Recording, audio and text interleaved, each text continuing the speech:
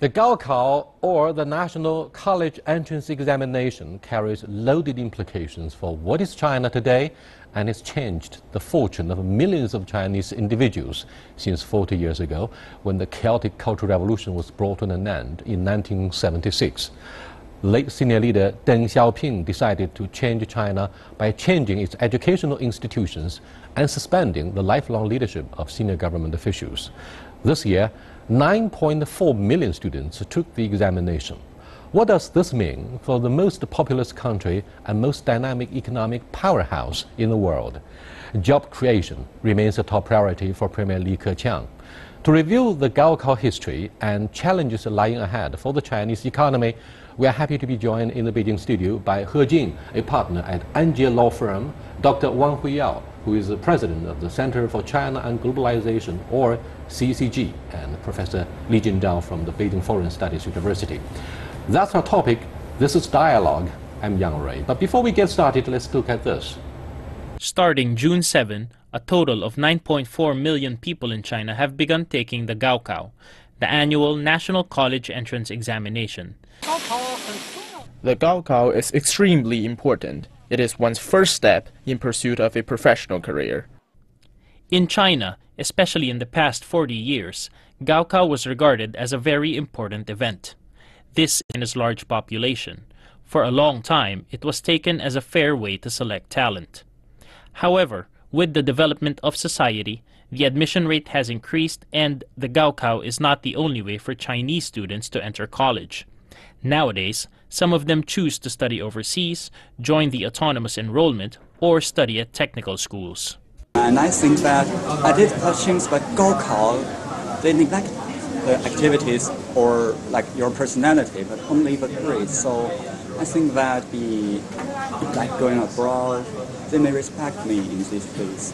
Although there has been criticism of the system, we can't deny that under this system, Chinese students have developed a strong grasp of science and math. The Gaokao was even the topic of a BBC documentary. In the meantime, we should admit that Chinese students have shortcomings in their comprehensive ability. To pave the way for the future generations, China has been seeking an optimal system of education. Henry, you are the eldest among the three panelists here.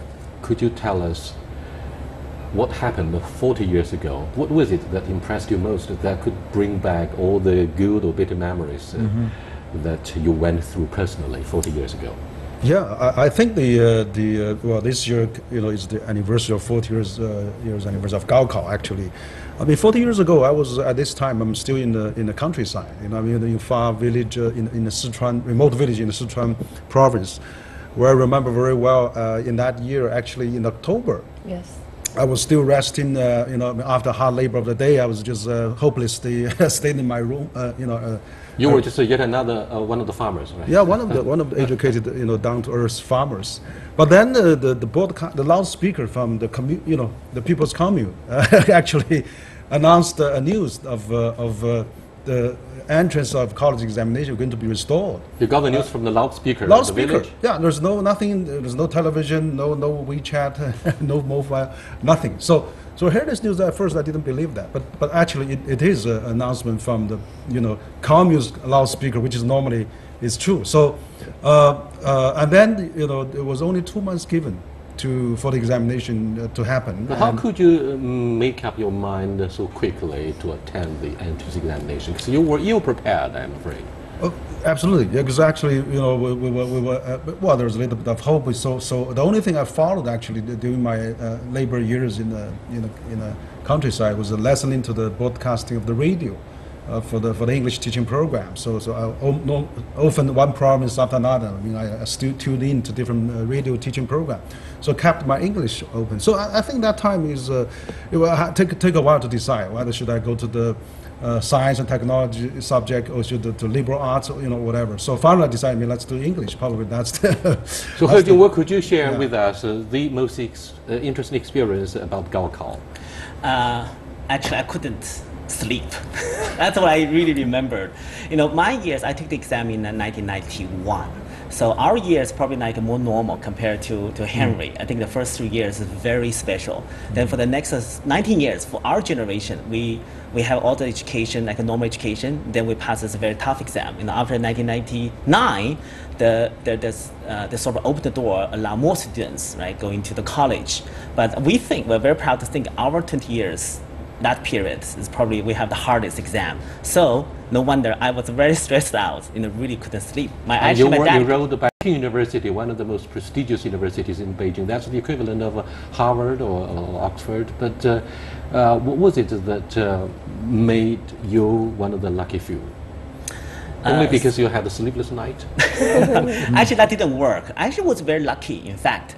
Now, if you really look into it, there's some actually elements already there at that moment, which means that I actually got into it, not just because my score was good, but not at the level I could have performed, but I actually was given this special honor. This is like a provincial level. We call 3 sanhao, students. That's why I was having some kind of privilege. What's the English version for sanhao? 3 goods. Yeah, a brilliant student of integrity. Yeah, actually, I was only in my elementary school in 1997, but it also affected me immensely because I was very, very short in my class. 1997 or 1977? No, I'm sorry, 1977. Right. Yeah, I was very short, and my parents were school teachers. They were in Xinjiang, so I grew up on the farm. And in the farm school, my parents were convincing me that I should stay 1 more year in elementary, that I could grow taller so that when I went into the fields, I would be able to manage the labor work. And I was crying because only the worst students would stay 1 year behind. I wanted to move on to a junior middle school.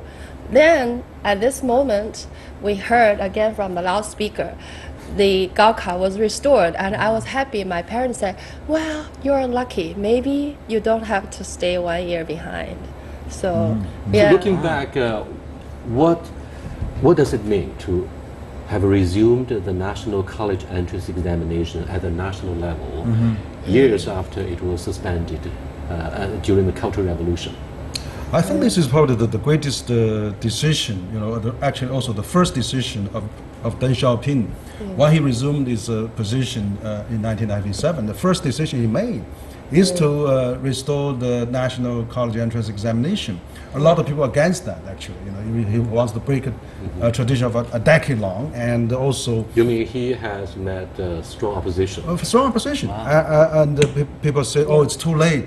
We're already in the summer. We can't. This year is already not possible. Then he said, "No, let's do it this year." Yeah. And then he said, "Oh, there's no paper to print for the Gaokao examination papers." So the buck stopped in the Zhongnanhai, right? Yeah, the buck stopped in the Zhongnanhai, not in the White House. For our generation, was very active. We probably took it for granted. But now when we look at it, for us, you guys are the legends, the pioneers. Okay? But now when we look at it, it's actually probably a big step to normalization, I would say, to normal life, right, in China. I think for the first year, for your year, you only had exactly like over 30 days to prepare. It's about less than 2 months. Yeah, less than 2 months. That's a miracle. Unbelievable. Yeah. Unbelievable. I just now dig out we all take the three years to prepare. We all study 3 years for that exam. Yeah. So all the top of the cream accumulated for the the past 11 years during that time, all rushed to the examination, and only 4% was recruited. But please allow me to clarify the concept.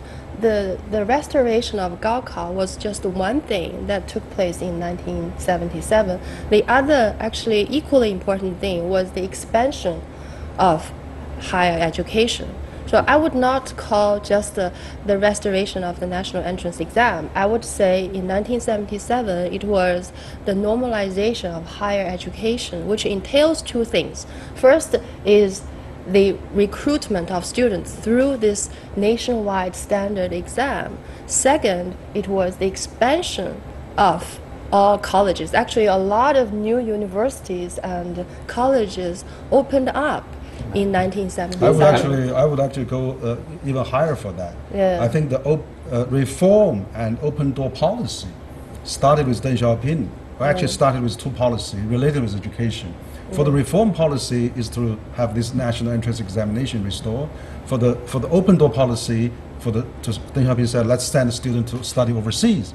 So there's two policies symbolize the first initiative of reform and opening up, and usher in the new reform and opening age The first of China. policy definitely had two aspects. I want to clarify this because a lot of our international friends, they don't know why this national exam is so important.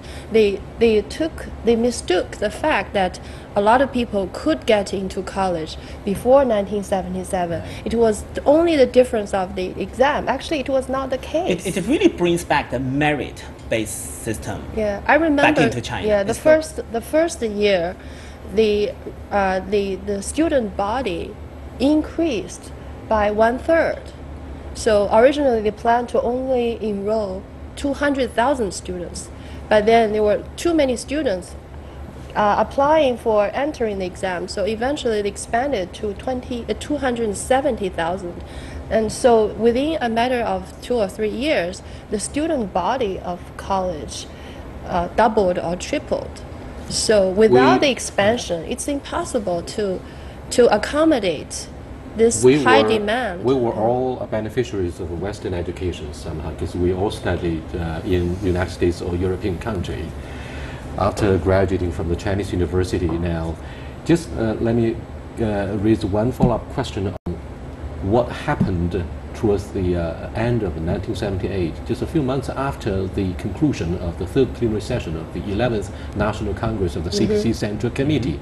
Deng Xiaoping decided to sign an agreement with the United States about education exchange. That has laid the groundwork for sending Chinese students to the other side of the Pacific Ocean. And that has also helped remarkably improve the bilateral relationship between China and the United States. Henry, you're an expert about return scholars and students. What does this opening up actually mean for the educational exchange? I think it's the both policy, restore of high entrance college examination, and also the sending student overseas basically is a policy to enlighten people opening up. And it's also send a strong signal, not only domestically but internationally, that China is starting to open up again, and actually first to open up enormously. And also China is going to pay attention to the talent, and China is going to really connecting with the outside world. And that's really a strong message that I think send out throughout the world. Right, exactly. Perhaps sending Chinese students to Western countries could be an integral part of our effort to get involved in the globalization, because globalization actually means a free flow of human resources, exchange of talented personnel to help us develop the economy. What do you want to say? You were a major of physics in Peking University, but you studied law. What happened? That really shows a fascinating part of all the changes. In my school, I was in the Peking University, the Department of Physics. A lot of my peer students went to the U.S. thanks to all those programs setting up by the Nobel Prize winner, Mr. Li and Li Zhendao. Yeah, Li Zhendao. But then I decided that's probably law school is more for me. The real reason is I don't feel like I will become a physicist. So I actually really take the LSAT. I went to Notre Dame. Notre Dame actually one of the very first university that had take the Chinese students back in the very early 1980s. Father Hetzberg did that.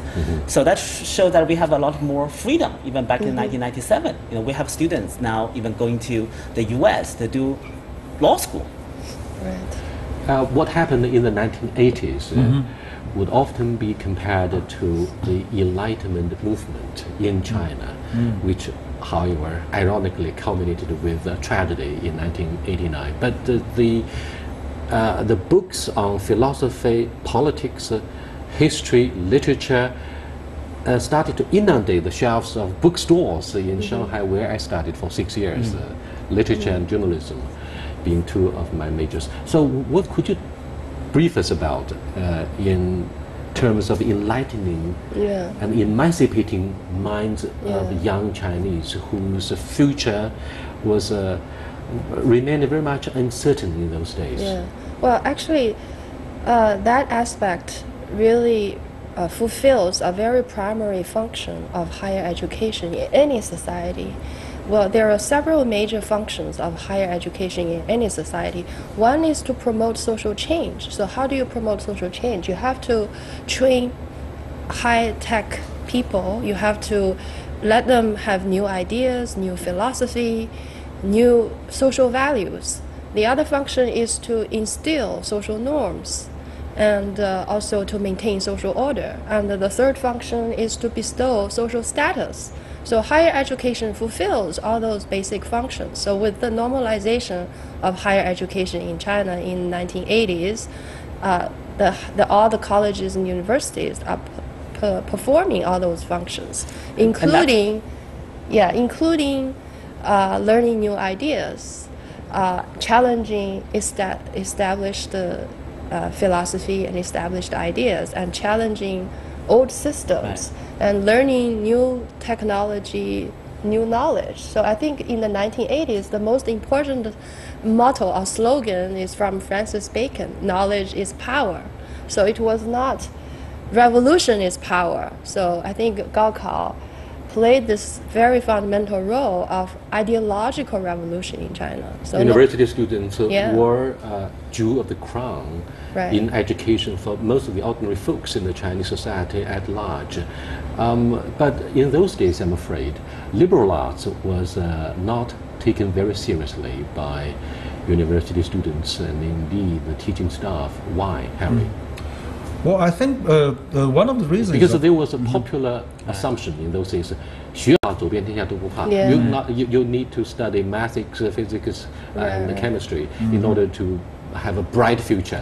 I remember my teacher even discouraged me from going Taking- through the liberal arts. Well, eventually I still go back to law.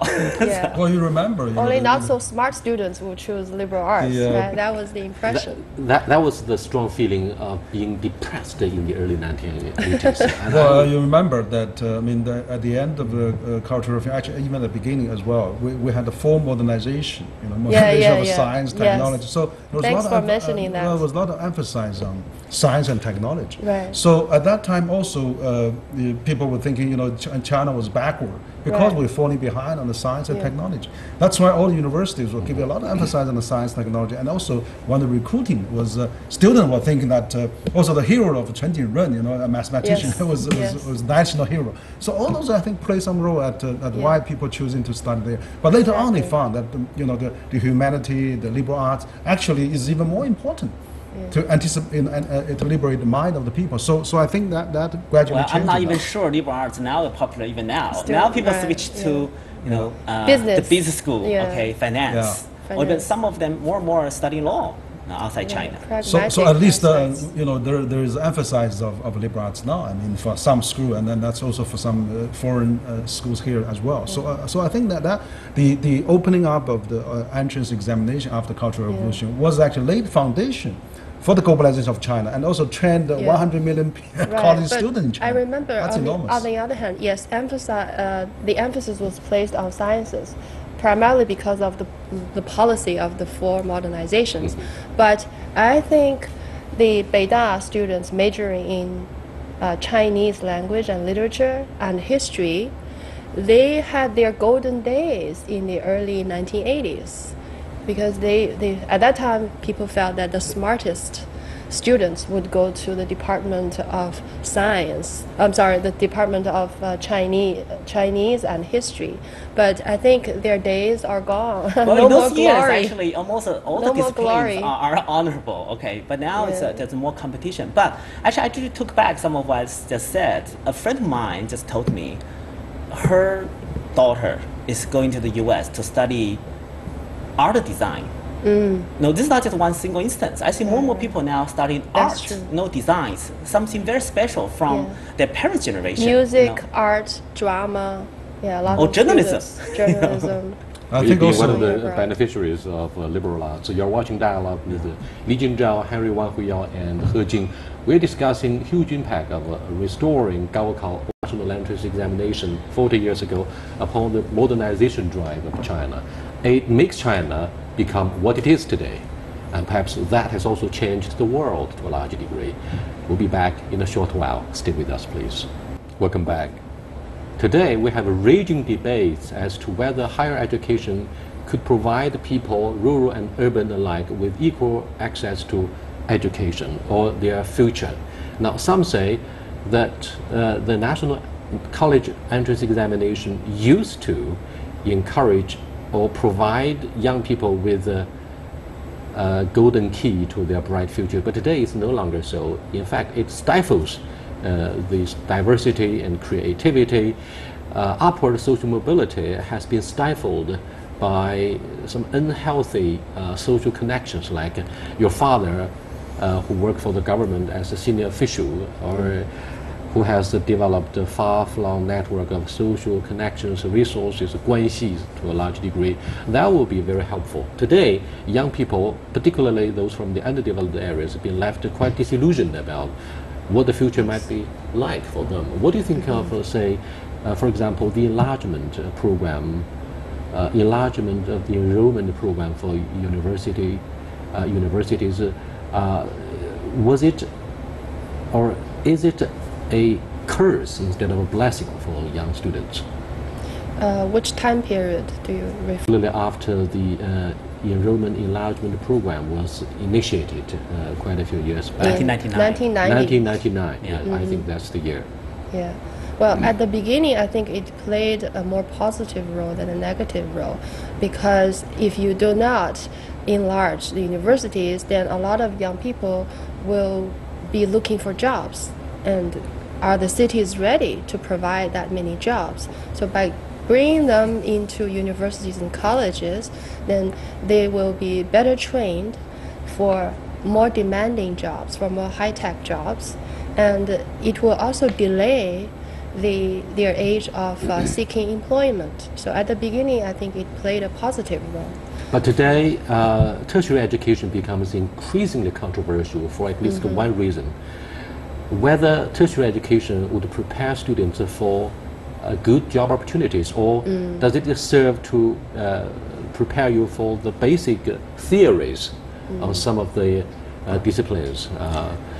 Therefore, they would raise the examples of Steve Jobs and Mark Zuckerberg as examples to counter-argue with you.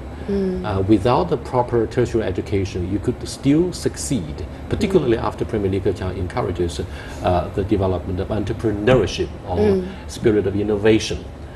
Therefore, what do you think of the change of people's attitude towards higher education? I think the world changed. You know, in the past, 20 years ago, having a university degree, college degree, pretty much guarantee you a good job because there's not that many college graduates. But now, being successful requires more. Okay, having a college degree or even not having a degree is not something essential. What's the standard or definition for success?